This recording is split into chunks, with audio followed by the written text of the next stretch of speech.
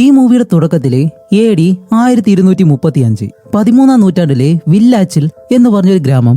അവിടെ ഇപ്പോൾ ഒരു സ്ത്രീയെ വലിച്ചിഴച്ചുകൊണ്ട് വരികയാണ്. ആ ഒരു സ്ത്രീയാണെങ്കിൽ ഒരുപാട് കരഞ്ഞു പറയുന്നുണ്ട്, ഞാൻ ഒരിക്കലും ഒരു മന്ത്രവാദിനിയല്ലാന്ന്. എന്നിരുന്നാലും അതൊന്നും കേൾക്കാതെ അവിടെയുള്ള പടയാളികള് ആ ഒരു സ്ത്രീയെ വലിച്ചെടുത്ത് ഒരു പാലത്തിന് മുകളിലേക്ക് കൊണ്ടുവരുമ്പോൾ അവിടെയുള്ള ഒരു പുരോഹിതൻ അവിടെ പിടിച്ചുകൊണ്ട് വന്നിരിക്കുന്ന 3 സ്ത്രീകളും മന്ത്രവാദിനികളാണ്. അവർ കാരണം ഈ ഒരു നഗരത്തിന് തന്നെ നാശം ഉണ്ടാവും. അതുകൊണ്ട് ഇവരെ 3 പേരെയും തൂക്കിലേറ്റണം എന്ന് പറയുമ്പോൾ തന്നെ അതിലൊരു വയസ്സായിട്ടുള്ള സ്ത്രീ ആ ഒരു പുരോഹിതനെ നോക്കി പറയുന്നു, നിനക്ക് നരകത്തിൽ മരണം ഉണ്ടാവും എന്ന് പറയുമ്പോൾ പെട്ടെന്ന് ആ ഒരു സ്ത്രീയെ കഴുത്തിൽ കയറിട്ട് പാലത്തിന് താഴേക്ക് തള്ളിവിടുന്നു. രണ്ടാമത്തെ സ്ത്രീയെയും അതേപോലെ തന്നെ എടുത്ത് താഴേക്ക് എറിയുന്നു. അത് കഴിഞ്ഞ് 3-ാമത്തെ സ്ത്രീയെ എടുത്ത് താഴേക്ക് എറിയാനായിട്ട് വരുമ്പോൾ അവർ കരഞ്ഞ് പറയുന്നുണ്ട്, എന്നോട് ക്ഷമിക്കണമെന്നെല്ലാം. എന്നിരുന്നാലും അത് കേൾക്കാതെ ആ ഒരു പുരോഹിതൻ അവളെയും തൂക്കിക്കൊല്ലാനായിട്ട് ആവശ്യപ്പെട്ട് ആ ഒരു സ്ത്രീയെ എടുത്ത് താഴേക്ക് എറിയുമ്പോഴത്തേക്കും ഇവർ 3 പേരും അവിടെ വെച്ച് തന്നെ മരണപ്പെടുകയാണ്. അപ്പൊ ഈ ഒരു 3 സ്ത്രീകളും മരിച്ചെന്ന് ഉറപ്പാക്കിയതിന് ശേഷം അവരെ വീണ്ടും വെള്ളത്തിലേക്ക് മുക്കിയിടുന്നുണ്ട്. കാരണം അവരൊരിക്കലും ജീവിതത്തിലേക്ക് തിരിച്ചു വരാതിരിക്കാൻ വേണ്ടി. അവർ മന്ത്രവാദിനികളാണെന്നാണല്ലോ ഇവരെല്ലാവരും മുദ്ര കുത്തിയിട്ടുള്ളത്.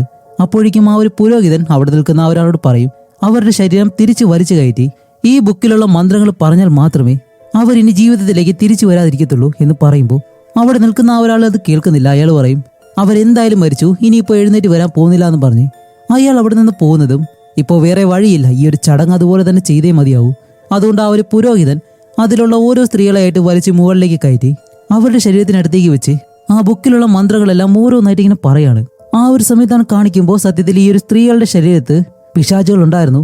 അവരിപ്പോൾ ആ ഒരു സ്ത്രീയുടെ ശരീരത്തിൽ നിന്ന് വെളിയിലേക്ക് ഇറങ്ങി പോകുന്നുണ്ട്. അത് കഴിഞ്ഞ് അവസാനത്തെ സ്ത്രീയെ വലിച്ച് മുകളിലേക്ക് എടുക്കാൻ ശ്രമിക്കുമ്പോൾ ഈ ഒരു കയർ താഴേക്ക് വലിച്ച് ഈ ഒരു പുരോഹിതനെ വെള്ളത്തിലേക്ക് വലിച്ചിടുകയാണ്. അങ്ങനെ ആ ഒരു പുരോഹിതൻ വെള്ളത്തിലേക്ക് വീണിട്ട് ആകെ നല്ലതുപോലെ പേടിച്ച് രക്ഷപ്പെടാൻ വേണ്ടി ഒരു വിധത്തിൽ കരയിലേക്ക് വരുമ്പോൾ അവന്റെ കാലിൽ വന്ന് പിടിക്കും. എന്നിരുന്നാലും അതിനെ ചവിട്ടിക്കളഞ്ഞ് ഇവൻ നേരെ മുകളിലേക്ക് ആ ഒരു പാലത്തിന് മുകളിലേക്ക് വന്ന് ആ ഒരു ബുക്കിലെ വാചകങ്ങൾ വായിക്കാനായിട്ട് ശ്രമിക്കുമ്പോൾ സമയം ഒരുപാട് വൈകിയിരുന്നു. കാരണം വെള്ളത്തിനടിയിലുള്ള ആ ഒരു സ്ത്രീ മുകളിലേക്ക് വന്ന് അവരുടെ ശരീരത്തിലുള്ള ആ ഒരു പിശാച് ആ ഒരു ബുക്ക് കത്തിക്കും. അതേപോലെ തന്നെ ആ ഒരു പുരോഹിതനെയും ഇവരെ കൊന്നതുപോലെ കയറിൽ കെട്ടിത്തൂക്കി അവസാനം വെള്ളത്തിലേക്ക് മുക്കി ആ ഒരു പുരോഹിതനെയും കൊല്ലുകയാണ്. അങ്ങനെ ഈ ഒരു സംഭവങ്ങളെല്ലാം കഴിഞ്ഞ് ഒരുപാട് വർഷങ്ങൾക്ക് ശേഷം AD 1332 ഇപ്പോ കുരിശ് യുദ്ധ കാലഘട്ടമാണ്. 2 രാജ്യങ്ങളിലെയും സൈനികരെ ഒരു വലിയ മരുഭൂമി പ്രദേശത്ത് ഒത്തുകൂടി അവർ പരസ്പരം യുദ്ധം ചെയ്യാൻ പോകുന്നു. ഇവിടെയാണ് ഈ ഒരു മൂവിയിലെ പ്രധാന കഥാപാത്രങ്ങളായിട്ടുള്ള ബ്രീ വൂൾക്കും അതേപോലെ തന്നെ ഫെൽസണും ഉള്ളത്. ഇവർ രണ്ടുപേരും കുരിശ് യുദ്ധങ്ങളിലെ ദൈവത്തിനെ പിന്തുണച്ചുകൊണ്ടാണ് യുദ്ധം ചെയ്യുന്നത്. അതുകൊണ്ട് തന്നെ അവർ നല്ലതുപോലെ ഒരുപാട് പേരെ കൊന്നു തള്ളുന്ന അതിശക്തരായിട്ടുള്ള പടയാളികളാണ്. ഇത്തവണയും അവർ കൊന്നു തള്ളാൻ പോകുന്ന പടയാളികളുടെ എണ്ണം പരസ്പരം കണക്ക് കൂട്ടി അതുപോലെ തന്നെ ആ ഒരു യുദ്ധം തുടങ്ങി. ഒരുപാട് പേരെ ഇവർ രണ്ടുപേരും മാത്രമായിട്ട് കൊന്നു തള്ളുന്നുണ്ട്. അത് കഴിഞ്ഞുള്ള ഓരോ വർഷവും യുദ്ധം ഇങ്ങനെ നിർത്താതെ നടന്നുകൊണ്ടേയിരിക്കുന്നു. ആ ഒരു യുദ്ധം മണിക്കൂറുകളുണ്ടാവാം, മാസങ്ങളുണ്ടാവാം, ആഴ്ചകളായിരിക്കാം. എല്ലാ യുദ്ധത്തിലും ഇവർ തന്നെയാണ് വിജയിക്കുന്നത്. മഞ്ഞ കാലഘട്ടത്തിലെ മഴ സമയത്ത്, വെയിൽ സമയത്ത്, എല്ലാ സമയത്തും യുദ്ധം ഉണ്ടാവും. ഒരിക്കലും അവസാനിക്കാത്ത യുദ്ധം. അങ്ങനെ AD 1344 ബെയ്മനും ഫെൽസണും മറ്റൊരു നഗരത്തിലേക്ക് വന്ന് അവിടെയുള്ള എല്ലാവരെയും ഇവർ കൊല്ലാൻ തുടങ്ങി. അങ്ങനെ കൊല്ലുന്ന സമയത്താണ് ആ ഒരു യുദ്ധത്തിലെ പുകയായതുകൊണ്ട് തന്നെ ആരെയും പരസ്പരം കാണാൻ പോലും കഴിയുന്നില്ല. ഒരുപാട് പേരെ കൊന്നു തള്ളുന്നുണ്ട്. അങ്ങനെയാണ് ബെയ്മൻ ഒരു പാവപ്പെട്ട സ്ത്രീയെ അറിയാതെ ഇങ്ങനെ കുത്തും. അതൊരു സ്ത്രീയാണെന്ന് കുറച്ചു കഴിഞ്ഞാണ് മനസ്സിലാവുന്നത്. ആ ഒരു സമയത്ത് ബെയ്മന് എന്തോ ഒരു മനസ്സ് മാറ്റം. കാരണം ദൈവത്തിന്റെ പേരും പറഞ്ഞ് ഇപ്പോൾ ഒരുപാട് സാധാരണ ജനങ്ങളെ വരെ ഇവര് കൊന്നു തള്ളുന്നുണ്ട്. അതിൽ കുട്ടികള്, സ്ത്രീകള്, വയസ്സായവര്, ഗർഭിണികളായിട്ടുള്ള സ്ത്രീകള്. അതുകൊണ്ട് തന്നെ നിരപരാധികളായിട്ടുള്ള ഒരുപാട് മനുഷ്യരെ മരിക്കുന്നത് കൊണ്ട് ബെയ്മൻ ഈ ഒരു യുദ്ധം ഇവിടെ അവസാനിപ്പിക്കാൻ പോവാണ്.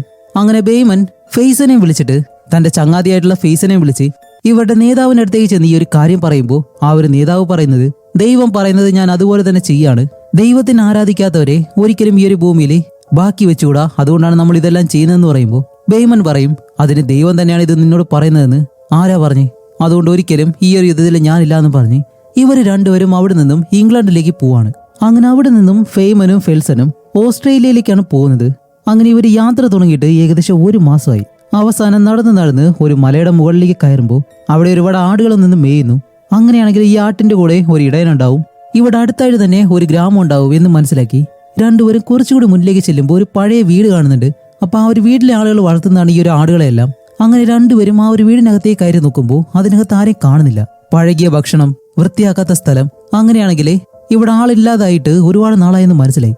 രണ്ടുപേരും നേരെ മുകളിലത്തെ ഒരു മുറിയിലേക്ക് ചെന്ന് അവിടെയുള്ള കട്ടിലിൽ എന്തോ ഒന്ന് മൂടിക്കിടക്കുന്നു. ഒരാളുടെ കൈയും പുറത്തേക്കുണ്ട്. എന്താണെന്ന് തുറന്നു നോക്കുമ്പോഴത്തേക്കാണ് ആ വീട്ടിലെ ഭാര്യയും ഭർത്താവുമാണ്. അവർക്ക് പ്ലേഗ് എന്ന് പറഞ്ഞൊരു അസുഖം ബാധിച്ച് രണ്ടുപേരും അവിടെ മരിച്ചു കിടക്കാണ്. അതുകൊണ്ടാണ് ഈ ഒരു വീട്ടില് ആളനക്കം ഇല്ലാണ്ടായത്. അങ്ങനെ അവിടെ നിന്ന് 2 കുതിരകളെ എടുത്ത് ഇവർ അടുത്തുള്ള സ്ഥലത്തേക്ക് പോകുമ്പോൾ ഒരു ചെറിയ പട്ടണം അവർ കാണുന്നുണ്ട്. അതുമല്ല ഫെയ്മനെ ആണെങ്കിൽ എല്ലാവർക്കും അറിയാവുന്നത് കൊണ്ട് തന്നെ മുഖം മറച്ച് രണ്ടുപേരും ആ ഒരു കുതിരയിലെ ഈ ഒരു പട്ടണത്തിലേക്ക് ചെല്ലുമ്പോൾ അവിടെയുള്ള ആളുകളെല്ലാം അവിടെ നിന്ന് രക്ഷപ്പെടാൻ നിൽക്കാണ്. വേറെ ഒന്നുമല്ല, ഈ ഒരു പട്ടണത്തിലും പ്ലേഗ് ബാധിച്ച് അവിടെയുള്ള ഒരുപാട് പേര് മരണപ്പെട്ടിട്ടുണ്ട്. അങ്ങനെ രണ്ടുപേരും അകത്തേക്ക് ചെല്ലുമ്പോഴത്തേക്കാണ് യോഹൻ എന്ന് പറഞ്ഞ ഒരു സോൾജറിനെ ഇവർ പരിചയപ്പെടുന്നത്. അപ്പോഴാണ് ആ ഒരു സോൾജർ പറയുന്നത്, ഈ ഒരു ഗ്രാമത്തിൽ ഇങ്ങനെ സംഭവിക്കാൻ കാരണം ഒരു മന്ത്രവാദിനിയാണ്. അവളെ എല്ലാവരും പിടിച്ചു കിട്ടിയിട്ടുണ്ട്. അതുപോലെ ഈ ഒരു അസുഖം ഭേദമാക്കാനായിട്ട് ഒരു മരുന്നും ഇതുവരെ ആരും കണ്ടുപിടിച്ചിട്ടില്ല. അതുകൊണ്ട് തന്നെ ഒരുപാട് പേരും ഈ ഒരു പട്ടണത്തിൽ മരണപ്പെട്ടു. അങ്ങനെ ഇവരെ രണ്ടുപേരെയും അകത്തേക്ക് കൊണ്ടുപോയിട്ട് ഇവരുടെ കുതിരകൾ മാറ്റി നിർത്തി അതിലൊരു ചെറിയ പയ്യൻ ഈ സാധനങ്ങളെല്ലാം എടുത്ത് താഴേക്ക് വെക്കാനായിട്ട് ബാഗ് എടുത്ത് താഴേക്ക് വെക്കുമ്പോൾ ഫെയ്സന്റെ കയ്യിലുള്ള ആ ഒരു വാള് താഴേക്ക് വീഴും. ആ ഒരു വാളിലെ ഒരു സിമ്പൽ ഉണ്ട്.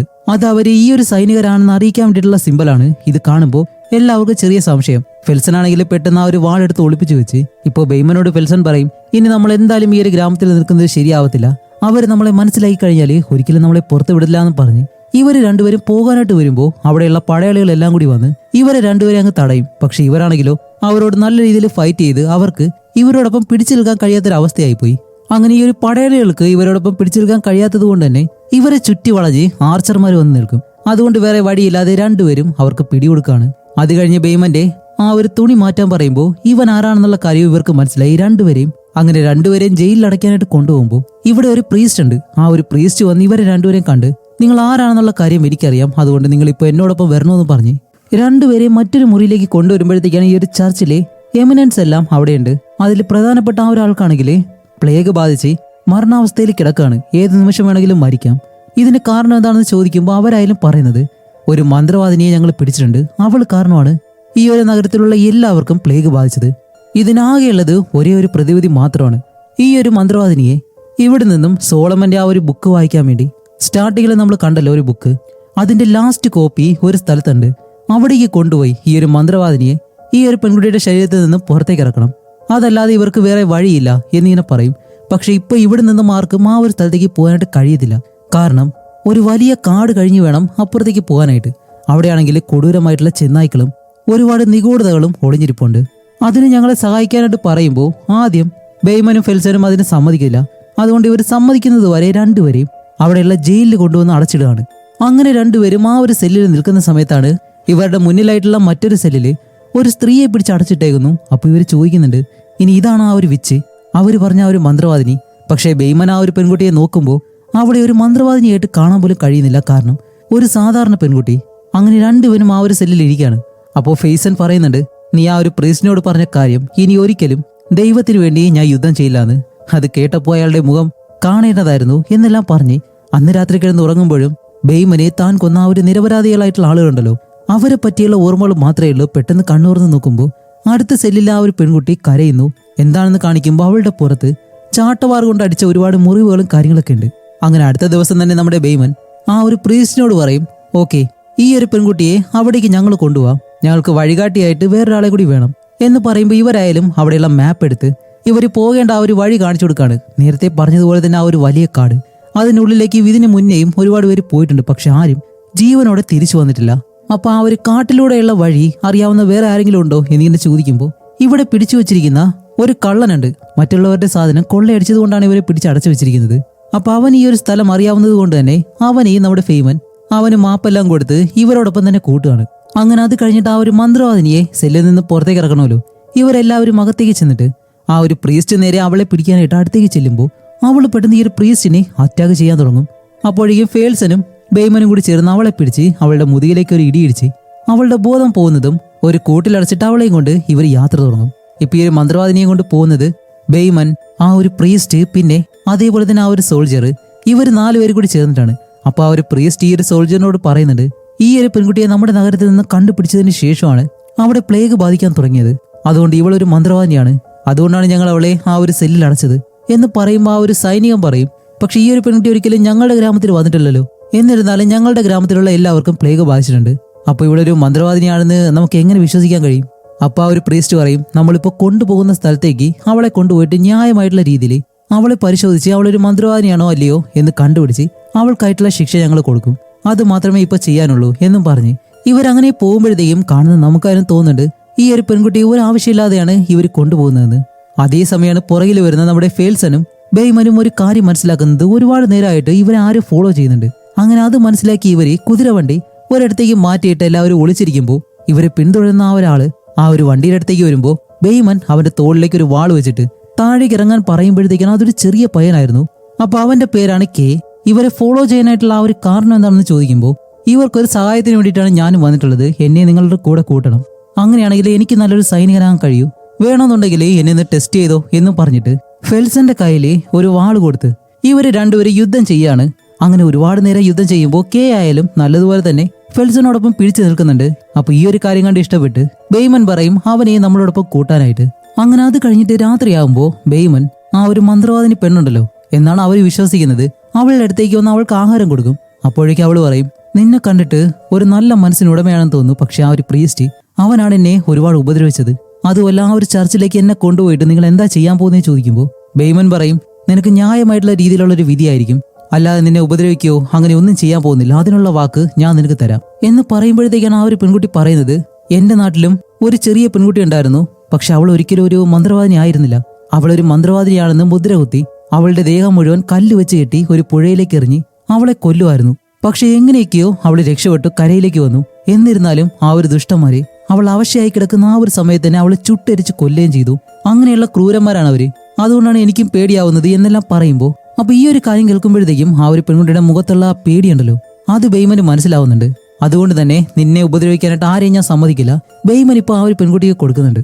അങ്ങനെ തിരിച്ചു വന്ന ബെയ്മനായാലും ആ ഒരു പ്രീസ്റ്റിനോട് ആ പെൺകുട്ടിയോട് സംസാരിച്ച കാര്യം പറയുമ്പോൾ ആ ഒരു പ്രീസ്റ്റ് പറയുന്നുണ്ട് ഒരിക്കലും ആ ഒരു പെൺകുട്ടിയോട് സംസാരിക്കാൻ നിൽക്കരുത്, കാരണം അവൾ എല്ലാവരെയും മനസ്സിലാക്കും, കാരണം അവളൊരു മന്ത്രവാദിനിയാണ്, ഓരോരുത്തരുടെയും സ്വഭാവം മനസ്സിലാക്കിയായിരിക്കും അവരോട് അവൾ പെരുമാറുന്നത്, അവൾ എല്ലാവരെയും കൈവശപ്പെടുത്താനായിട്ട് ശ്രമിക്കും, അതും അവളുടെ നിഷ്കളങ്കമായിട്ടുള്ള ആ ഒരു മുഖം കാണിച്ച്, അതുകൊണ്ട് അതിലൊരിക്കലും വീഴരുത് എന്നെല്ലാവരോടും പറയുന്നുണ്ട്. അതുമല്ലാതെ ഇപ്പോ രാത്രിയിൽ ഒരാൾ ആ ഒരു വണ്ടിയുടെ അടുത്ത് കാവലിനിരിക്കണം, അതിനാരാണ് തയ്യാറെന്ന് ചോദിക്കുമ്പോൾ ആ ഒരു സോൾജർ ഉണ്ടല്ലോ അയാൾ പറയും ഞാൻ പോയി ഇരിക്കാന്ന് പറഞ്ഞിട്ട് അയാൾ കുറെ നേരം ആ ഒരു മരത്തിനടുത്തായിട്ട് ഇങ്ങനെ വന്നിരിക്കുകയാണ്. കുറെ കഴിയുമ്പോഴത്തേക്കാണ് ആ ഒരു പ്രീസ്റ്റും ആ ഒരു സോൾജറിന്റെ അടുത്തേക്ക് വന്നിട്ട് ഇല്ല ഇനി നീ വിശ്രമിച്ചോ ഞാൻ ഇവിടെ ഇരിക്കാന്ന് പറയുമ്പോൾ ആ ഒരു സോൾജർ തന്റെ മകളെ പറ്റിയുള്ള ഒരു കാര്യം ഈ ഒരു പ്രീസ്റ്റിനോട് സംസാരിക്കും. ഈ ഒരു കാര്യം വണ്ടിക്കകത്തിരിക്കുന്ന ആ ഒരു പെൺകുട്ടി കേൾക്കുകയും ചെയ്യുന്നുണ്ട്.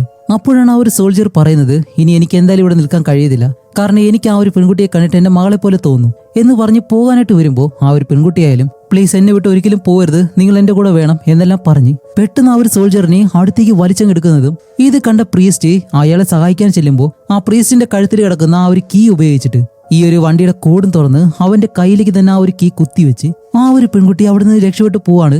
അങ്ങനെ ഇതറിഞ്ഞ ബാക്കി എല്ലാവരും അവിടേക്ക് വന്നിട്ട് ഇപ്പൊ ആ ഒരു പെൺകുട്ടിയെ തിരക്കി എല്ലായിടവും ചുറ്റി നടക്കുമ്പോൾ അവൾ ആ ഒരു കാടിനുള്ളിലൂടെ അടുത്തുള്ളൊരു വില്ലേജിനകത്തേക്ക് ഓടിക്കയറും. അങ്ങനെ ഇവരെല്ലാവരും പല വഴിക്കായിട്ട് പോയി ആ ഒരു പെൺകുട്ടിയെ അന്വേഷിക്കും. അവളെ എവിടെയും കാണുന്നില്ല. ഒരവസരത്തിൽ ഒരു പെൺകുട്ടിയെ കണ്ട് അവളുടെ പുറകെ ഓടി ചെല്ലുമ്പോൾ അത് പ്ലേഗ് ബാധിച്ചൊരു സ്ത്രീയായിരുന്നു. അപ്പോഴാണ് മറ്റൊരു വശത്തോടെ ഈ ഒരു പെണ്ണ് ഒരു കിടങ്ങിനകത്തേക്ക് ഓടിക്കയറുന്നത്. ഇവരായാലും പുറകെ ചെന്നിട്ട് ആ ഒരു വഴിയെല്ലാം ഓരോരുത്തരായിട്ട് ആ ഒരു പെൺകുട്ടിയെ അന്വേഷിക്കുന്ന നടക്കാണ്. അങ്ങനെ പോകുന്ന സമയത്താണ് കെ എന്ന് പറഞ്ഞ ആ ഒരു ചെറിയ പയ്യൻ അവൻ നേരെ താഴേക്ക് ഒന്ന് വീഴുമ്പോൾ അവിടെ ഒരുപാട് പേരുടെ ശവശരീരങ്ങൾ കിടക്കുന്നു. അപ്പോഴാണ് അവൻ പറയുന്നത് ഇത് ശവങ്ങളെല്ലാം കൊണ്ടിടുന്ന ഒരു സെമിത്തേരി പോലെയുള്ള സ്ഥലമാണ്, ഒരിക്കലും ഇവിടെ നിൽക്കണ്ട എന്ന് പറയുമ്പോൾ ആ ഒരു സോൾജർ ഉണ്ടല്ലോ അയാൾക്ക് അയാളുടെ മകളുടെ ശബ്ദം ഇങ്ങനെ പലയിടങ്ങളിൽ നിന്ന് കേൾക്കുന്നു. കാരണം അയാളുടെ മകൾ എങ്ങനെയോ മരണപ്പെട്ടു പോയിരുന്നു. അപ്പൊ ഈ ഒരു പെൺകുട്ടിയുടെ ശബ്ദം കേൾക്കുന്നതും ഇയാൾ ആ ഒരു ശബ്ദം കേൾക്കുന്ന വശത്തേക്ക് ഓടി ഓടി ഇങ്ങനെ പോവാണ്. പിന്നീടാണ് നമുക്ക് മനസ്സിലാവുന്നത് ഇവരുടെ കയ്യിൽ നിന്ന് രക്ഷപ്പെട്ടു പോയ ആ ഒരു പെൺകുട്ടി ഉണ്ടല്ലോ അവള് സത്യത്തില് ഒരു മന്ത്രവാദിനി തന്നെയായിരുന്നു. അവളാണ് സത്യത്തിൽ ഈ ഒരു സൈനികനെ ഇതുപോലെ വശീകരിച്ച് കൊണ്ടുപോകുന്നത്. അങ്ങനെ ഈ ഒരു സോൾജർ ആയാലും ശബ്ദം കേൾക്കുന്നിടത്തെല്ലാം ചുറ്റി നടന്ന് ഓടി അവസാനം കെ എന്ന് പറഞ്ഞ ആ ഒരു പയ്യന്റെ അടുത്തേക്ക് ചെല്ലുമ്പോൾ അവൻ പെട്ടെന്ന് പേടിച്ച് അവന്റെ വാളെടുത്തേനെ നീട്ടുന്നതും ഈ ഒരു സൈനികന്റെ നെഞ്ചിലേക്ക് തറച്ചു കയറി ആ ഒരു സൈനികൻ അവിടെ വെച്ച് മരണപ്പെടുകയാണ്. പക്ഷെ മരിക്കുന്നതിന് മുന്നേ അയാളുടെ മകളെയാണ് കെ എന്ന് പറഞ്ഞ ഒരു ചെറിയ പയ്യനിലൂടെ കാണുന്നത്. കാരണം ആ ഒരു മന്ത്രവാദിനി പെണ്ണ് അയാളെ വശീകരിച്ച് വെച്ചേക്കുമായിരുന്നു.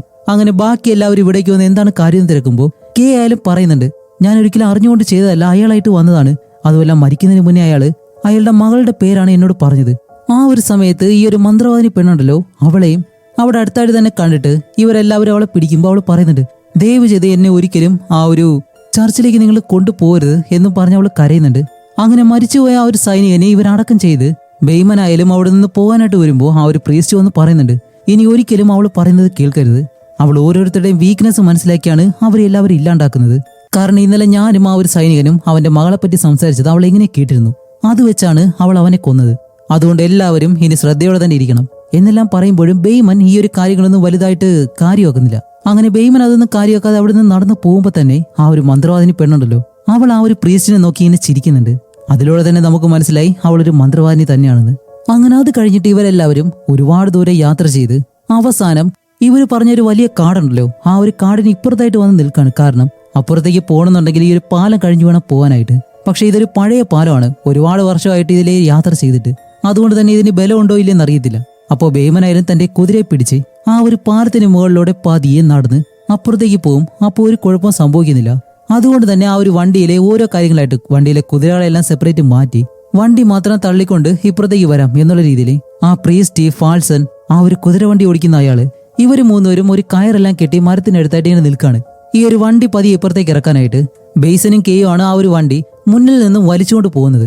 അങ്ങനെ പോകുമ്പോഴത്തേക്കും അങ്ങനെ ഇവർ പതിയെ ആ ഒരു വണ്ടി വലിച്ച് ഈ പാലത്തിന് മുകളിലേക്ക് കയറ്റുമ്പോൾ വെയിറ്റ് കാരണം ഈ ഒരു പാലത്തിന്റെ ഒരു കയറ് പൊട്ടാറായിരിക്കുന്നു.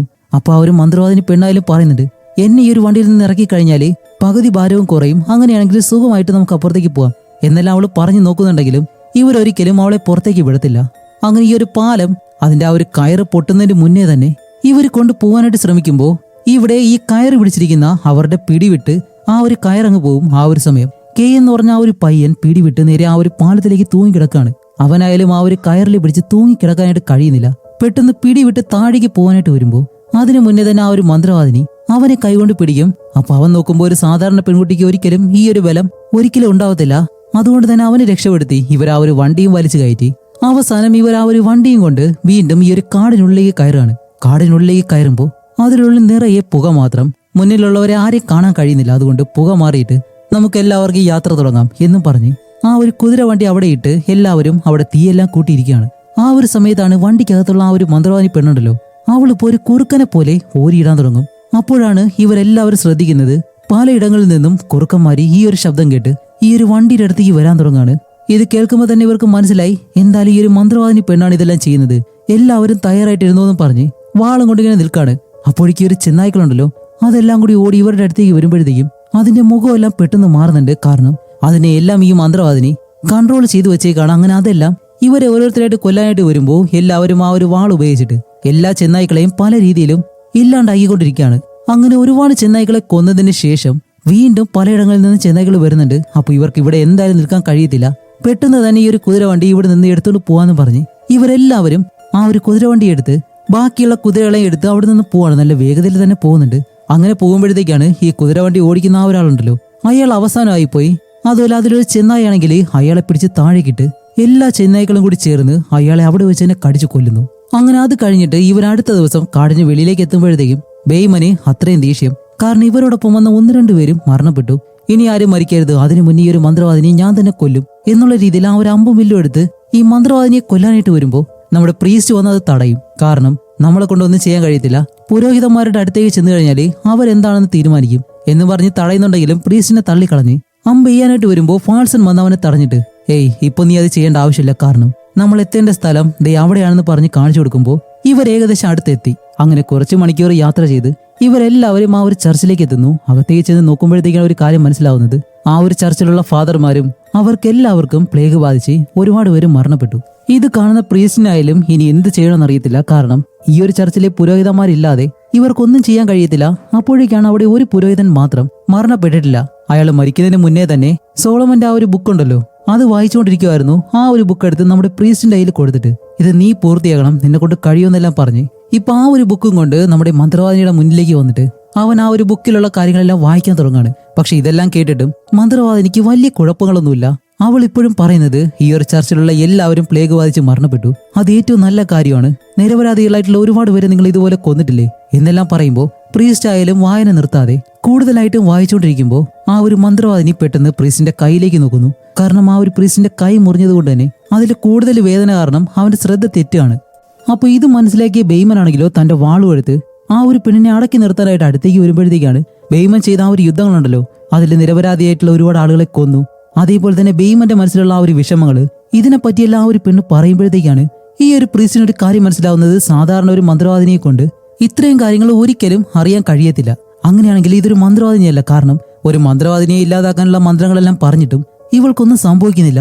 അങ്ങനെ ആ ഒരു ബുക്കിലെ പല പേജുകളായിട്ട് മാറ്റി മാറ്റി നോക്കുമ്പോഴത്തേക്കാണ് ഒരു പിശാചിനെയാണ് അവിടെ കാണുന്നത്. അപ്പൊ ഈ ഒരു പിശാച് തന്നെയാണ് ഈ ഒരു പെൺകുട്ടിയുടെ ഉള്ളിലുള്ളത് എന്ന് മനസ്സിലാക്കി ആ ഒരു പ്രീസ്റ്റ് ഇപ്പോ ഈ ഒരു പിശാചിനെ പറ്റിയുള്ള കാര്യങ്ങൾ, ഒരുപാട് മന്ത്രങ്ങൾ ആ ഒരു ബുക്കിൽ നോക്കി വായിക്കാൻ തുടങ്ങുന്നതും ആ ഒരു പ്രീസ്റ്റ് വിചാരിച്ചതുപോലെ തന്നെയാണ്. അതൊരിക്കലും ഒരു മന്ത്രവാദിനി ആയിരുന്നില്ല, അതൊരു പിശാചായിരുന്നു. കാണിക്കുമ്പോഴത്തേക്കും ആ ഒരു പെൺകുട്ടിയുടെ ഉള്ളിലെ പിശാച് പതിയെ അതിന്റെ യഥാർത്ഥ രൂപം പുറത്തേക്ക് എടുക്കുകയാണ്. എന്നിട്ട് ആ ഒരു പിശാചിന്റെ മുഴുവൻ ശക്തിയെ എടുത്ത് അതിനെ വിട്ടിരിക്കുന്ന ആ ഒരു കൂടുണ്ടല്ലോ, അതിലെ കമ്പികളെല്ലാം ഉരുക്കി അങ്ങ് കളഞ്ഞിട്ട് ആ ഒരു പിശാച് ഇപ്പോൾ വെളിയിലേക്ക് ഇറങ്ങി വന്ന് ആ ഒരു പ്രീസ്റ്റിനെ കൊല്ലാനായിട്ട് വരികയാണ്. കാരണം ആ ഒരു ബുക്ക് നശിപ്പിച്ചാലേ ഈ ഒരു പിശാചിന് ഈ ഒരു ലോകം മുഴുവനായിട്ടും അടക്കി ഭരിക്കാൻ കഴിയത്തുള്ളൂ. അപ്പൊ ഇത് തടയാൻ വേണ്ടിയിട്ട് കീ എന്ന് പറഞ്ഞിട്ട് ആ ഒരു പയ്യൻ വരുന്നുണ്ട്, അവനെ അടിച്ച് ദൂരേക്ക് കളയുന്നു. എന്നിട്ട് വീണ്ടും പ്രീസ്റ്റിനടുത്ത് ഈ വരുമ്പോഴത്തേക്കും പ്രീസ്റ്റിന്റെ കയ്യിലുള്ള ആ ഒരു ഹോളി വാട്ടർ അതെടുത്ത് ഈ ഒരു പിശാചിന്റെ മുകളിലേക്ക് എറിയുമ്പോൾ അത് അവിടെ നിന്നും പറന്നങ്ങ് പോവാണ്. എന്നിട്ട് ഈ ഒരു വലിയ കോട്ടയുണ്ടല്ലോ, ഇതിനകത്തേക്ക് കയറി ഒളിച്ചിങ്ങനെ ഇരിക്കും.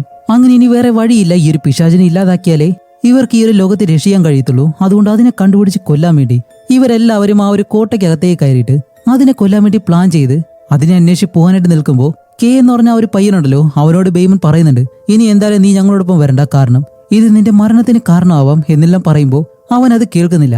ഓക്കെ, എന്തായാലും അവൻ പറഞ്ഞാൽ കേൾക്കത്തില്ല. അതുകൊണ്ട് തന്നെ അവനെയും കൂട്ടി ഇവര് 4 പേരും, ആ ഒരു പ്രീസ്റ്റ്, ബെയ്മൻ, ഫെൽമൻ, പിന്നെ കെ എന്ന് പറഞ്ഞിട്ട് ആ ഒരു പയ്യൻ, ഇവരെല്ലാവരും മുകളിലേക്ക് ഇങ്ങനെ പോവാണ്.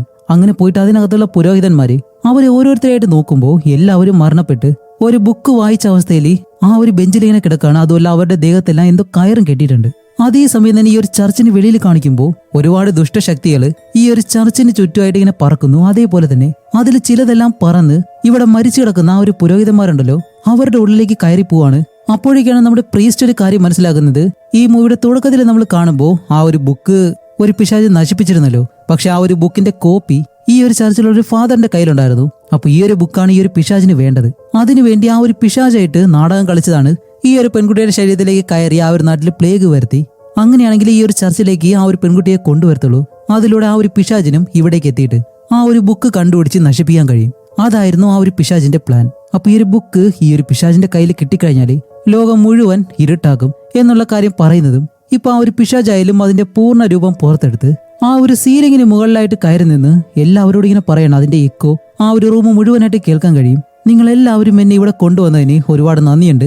ആ ഒരു ബുക്കിന് ഞാൻ നശിപ്പിക്കാൻ പോവാണെന്ന് പറഞ്ഞ് അതിങ്ങനെ മുകളിൽ നിൽക്കുമ്പോൾ ഈ ഒരു പ്രീസ്റ്റ് വീണ്ടും ആ ഒരു ബുക്കിലുള്ള കാര്യങ്ങൾ വായിക്കാൻ തുടങ്ങും. അപ്പോഴേക്കും അതിന് മുകളിലുള്ള ഓരോ കാര്യങ്ങളായിട്ട് ഇടിച്ച് ഇവരുടെ ദേഹത്തേക്കിട്ട് ഇവരെ കൊല്ലാൻ ശ്രമിക്കുകയാണ്. പക്ഷെ അവരെല്ലാവരും ഒരു വിധത്തിൽ രക്ഷപ്പെട്ട് ഇപ്പൊ ആ ഒരു മുറിയിൽ നോക്കുമ്പോഴത്തേക്കും അവിടെയുള്ള ആ ഒരു പുരോഹിതന്മാരുടെ ശരീരങ്ങളൊന്നും അവിടെ കാണാനില്ല.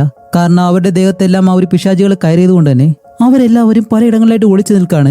അപ്പൊ ആ ഒരു പ്രീസ്റ്റ് ആയാലും വീണ്ടും ഈ ഒരു ബുക്ക് വായിക്കാൻ തുടങ്ങുന്നതും ഒളിച്ചിരുന്ന ഓരോ പിശാചുകളായിട്ട് പറന്നു വന്ന് ഇവരെ അറ്റാക്ക് ചെയ്യാൻ തുടങ്ങും. അപ്പോൾ നമ്മുടെ ബെയ്മനാണെങ്കിലോ ഓരോന്നിനെ ഇങ്ങനെ അറ്റാക്ക് ചെയ്ത് അവസാനം അതിന്റെ തല വെട്ടി കളയുമ്പോഴത്തേക്കാണ് അത് ഓരോന്നായിട്ടും ഇല്ലാണ്ടാവുന്നത്. ഈ ഒരു കാര്യം ബാക്കിയുള്ളവരോട് പറയുമ്പോൾ അവരെല്ലാവരും ഈ ഒരു പിശാചുകളുടെ തല വെട്ടി കളയാൻ തുടങ്ങും. അപ്പോൾ നമ്മുടെ പ്രീസ്റ്റ് ആണെങ്കിലോ ആ ഒരു ബുക്കിലുള്ള കാര്യങ്ങൾ നിർത്താതെ വായിച്ചുകൊണ്ടേയിരിക്കുന്നു. ഇവരാണെങ്കിൽ ആ ഒരു പിശാചുകളായിട്ട് യുദ്ധം ചെയ്യുന്നു. അതേസമയം തന്നെ അതിൽ ഒരുപാട് പിശാചുകള് നമ്മുടെ ബെയ്മനെ അറ്റാക്ക് ചെയ്യുന്നു. അതേപോലെ തന്നെ ഫേസിനെ അവന്റെ മുതുകിലെല്ലാം വന്ന് കുത്തുന്നുണ്ട്. അങ്ങനെ ഫേസ് നേരെ താഴേക്ക് ഒന്ന് വീഴുന്നതും ഈ ഒളിഞ്ഞിരിക്കുന്ന ആ ഒരു പിശാച് ഇപ്പോൾ താഴേക്ക് വന്ന ആ ഒരു പ്രീസ്റ്റിന്റെ കഴുത്തിൽ പിടിച്ച് ആ ഒരു പ്രീസ്റ്റിന്റെ കഴുത്ത് തിരിച്ച് ആ ഒരു പ്രീസ്റ്റിനെ അവിടെ വെച്ചങ്ങ് കൊല്ലാണ്. അത് കഴിഞ്ഞിട്ട് ആ ഒരു ബുക്ക് നശിപ്പിക്കാൻ വേണ്ടി അത് എടുക്കാനായിട്ട് വരുമ്പോൾ ബെയ്മൻ വന്നിട്ട് ആ ഒരു ഹോളി വാട്ടർ ഉണ്ടല്ലോ അതെടുത്ത് ഈ ഒരു പിശാചിന്റെ കയ്യിലേക്ക് എറിഞ്ഞ് ആ ഒരു ബുക്ക് ഇങ്ങനെ തള്ളി മാറ്റുമ്പോഴത്തേക്കും ഈ ഒരു പിശാചി ബെയ്മനെ അങ്ങനെ എടുത്ത് ചുമരിലേക്ക് ചേർത്ത് നിർത്തിയിട്ട് അവന്റെ കഴുത്ത് ഞെരിച്ച് കൊല്ലാൻ പോവാണ്. എന്റെ മുന്നിൽ ആര് വന്നാലും ഞാൻ അവരെ കൊല്ലുമെന്ന് പറഞ്ഞിങ്ങനെ നിൽക്കുമ്പോൾ ഫേസൻ പെട്ടെന്ന് എഴുന്നേറ്റ് വന്ന് ആ ഒരു പിശാചിനെ പിടിച്ചിട്ട് ബെയ്മനെ രക്ഷപ്പെടുത്താൻ നോക്കും. അപ്പോഴേക്കും ബെയ്മനെ എടുത്ത് ദൂരേക്ക് എറിഞ്ഞ ആ ഒരു പിശാച് ഫേസൻ അങ്ങനെ പിടിച്ചു വെക്കുന്നുണ്ട്. ഫേസൻ ആണെങ്കിൽ അതിനോടൊപ്പം പിടിച്ചെടുക്കാൻ കഴിയത്തില്ല, കാരണം അത്രയും പവർഫുൾ ആണ്. എന്നിട്ട് അതിന്റെ ആ ഒരു വലിയ ചിറകുകൾ വെച്ച് ഫേസനെ ആ ചിറകിനുള്ളിലാക്കി ചുട്ടരിച്ച് ഫേസിനെ അങ്ങ് ചാമ്പലാക്കി കൊല്ലും. ആ ഒരു സമയത്താണ് കെ എന്ന് പറഞ്ഞ ആ ഒരു ചെറിയ പയ്യനുണ്ടല്ലോ അവൻ ഈ ഒരു ബുക്ക് വായിക്കാൻ കഴിയും. അവനിപ്പോ ആ ഒരു ബുക്ക് എടുത്ത് അതിലെ വാചകങ്ങൾ ഓരോന്നായിട്ട് വായിക്കാൻ തുടങ്ങുമ്പോൾ ഈ ഒരു പിശാചിനെ എന്തായാലും അത് കേട്ട് സഹിക്കാൻ കഴിയുന്നില്ല. അത് ഇവൻ അറ്റാക്ക് ചെയ്യാനായിട്ട് വരുന്നതും ബെയ്മൻ പെട്ടെന്നൊന്ന് ആ ഒരു പിശാചിനെ അറ്റാക്ക് ചെയ്ത് ദൂരേക്ക് കൊണ്ടുപോയിട്ട് അതിന്റെ 2 ചിറകുകളിലും ഓരോ കത്തിയെടുത്ത് തറച്ചിനെ നിർത്തും. എന്നിട്ട് പറയും, നീ ആ ഒരു ബുക്ക് വായിച്ച് തീർക്കാൻ പറയുമ്പോൾ കെ ആയാലും ആ ഒരു കാര്യം നല്ലതുപോലെ ചെയ്യുന്നുണ്ട്. പക്ഷേ ഈ ഒരു പിശാചാണെങ്കിലോ അതിന്റെ ആ ഒരു ചിറകിലെ മൂർച്ചയുള്ള ഭാഗം വെച്ച് ബെയ്മന്റെ ദേഹത്ത് 2-3 തവണ ഇങ്ങനെ കുത്തും. എന്നിരുന്നാലും ബെയ്മൻ ആ ഒരു പിടി വിടത്തില്ല. അവസാനം ആ ഒരു പയ്യൻ ഈ ഒരു പേജ് മുഴുവനായിട്ടും വായിച്ചു തീർക്കുന്നതും ഈ ഒരു പിശാചിന് ഇനി എന്തായാലും ജീവിച്ചിരിക്കാൻ കഴിയത്തില്ല. ആ ഒരു പിശാച് ഇല്ലാണ്ടാവുകയാണ്. ആ പിശാച് ഇല്ലാതാവുന്നതും ആ ഒരു പെൺകുട്ടി ഉണ്ടല്ലോ അവളുടെ ശരീരം ഇപ്പോൾ നോർമലായിട്ട് തന്നെ തിരിച്ചു വരുന്നു. അങ്ങനെ ബെയ്മന്റെ അടുത്തേക്ക് അവര് വരുമ്പോഴത്തേക്കാണ് ബെയ്മൻ പറയുന്നത്, ഇനി ഒരിക്കലും എനിക്ക് പിടിച്ചെടുക്കാൻ കഴിയത്തില്ല, ഞാൻ ഉടനെ മരിക്കും. അതുകൊണ്ട് ഈ ഒരു പെൺകുട്ടിയെ സംരക്ഷിക്കേണ്ടത് നീയാണ് എന്ന് പറഞ്ഞിട്ട് ബെയ്മൻ അവിടെ വെച്ച് മരിക്കുമ്പോൾ ഇവര് രണ്ടുപേരും ബെയ്മന്റെ ശരീരം അടക്കം ചെയ്ത് ആ ഒരു സീക്രട്ട് ആയിട്ടുള്ള ബുക്ക് അത് ഈ കെ എന്ന് പറഞ്ഞ ആ ഒരു പയ്യനെ എടുത്തു വെച്ച് ഇവര് രണ്ടുപേരും അവിടെ നിന്ന് യാത്രയാവുന്നതും ഈ ഒരു മൂവിയും ഇവിടെ വെച്ച് അവസാനിക്കുകയാണ്. അപ്പൊ അടുത്തൊരു നല്ല മൂവിയായിട്ട് ഉടനെ തന്നെ വരാം. അതുവരെയും ബൈ.